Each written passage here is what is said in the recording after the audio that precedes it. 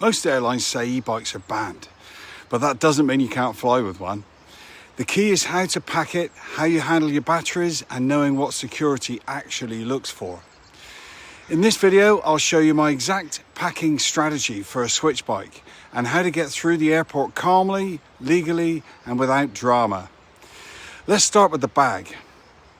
You've got three realistic options when flying with a bag: a hard bike box, a soft bike travel bag, or a standard cardboard bike box. Hard bike boxes are expensive, even if you hire, and they're mostly used for very high value bikes. Soft bike travel bags cost a few £100s new, but you can often find a good one online. A lot of cyclists go to their local bike shop and ask for one of the cardboard boxes left over from new bike deliveries. Some shops charge a small amount, but others give them away free. There's no right or wrong choice, just what fits in with your budget, your storage space, and your confidence level. I use this bike bag because it's reasonably priced, it's worked reliably for me time after time, and it's easy to store for the return journey. Packing a Swytch bike is exactly the same as packing any normal bike. If you're unsure about bike disassembly, there are plenty of excellent step-by-step videos on YouTube. My process is simple. Wheels off first, handlebars strapped securely to the frame, saddle dropped to its lowest position. The wheels go inside the bag on either side of the frame. I use my pannier rack and pannier bags as internal padding. They protect the frame and save space elsewhere. One important thing to check is the rear derailleur and hanger. Make sure they're well protected in case the bag is dropped on its side. Your tool bag must go with the bike in the hold. You can't carry tools in the cabin. You usually get 32 kilos, so I also pack helmet, cycle shoes and pedals. Now, packing the Swytch batteries. This is where things are different and important. I pack the Swytch batteries in their original boxes and place them at the bottom of my cabin bag.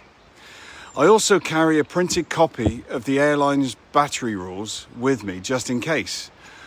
I'll get into the airline battery rules in detail in the next video, so make sure you subscribe if you don't want to miss it. Now, getting through airport security. I'll keep all the other batteries and electronics together, things like phone, chargers and GoPro batteries.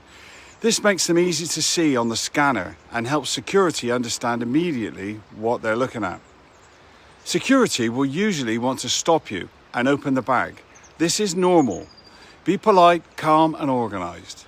What you're carrying is unusual, but it is legal. To make repacking quick, I keep my clothes in separate bags so everything goes back neatly without stress. Confidence and organisation makes the whole process smoother. Now, arrival and unpacking at the other end. You got two options. Unpack the bike at the airport and leave the bag there. Or what I prefer is to take a taxi to an airport hotel and unpack it there. Hotels are often happy to store the bike bag if you're staying at the end of your trip, which is why I like to finish near an airport and fly home the next morning. Just leaving the hotel now, off on the adventure, and they've been very accommodating, as all the hotels are. I'm coming back to stay here next week. I'm getting ready for a flight now, and I'll be documenting the entire process so you can see exactly how it works in real life. The next video is battery safe, the 100 watt rule explained, where I break down the rules that confuse most people. If you haven't already, please subscribe. It helps more cyclists find practical, real world advice, and remember, make the most of every moment.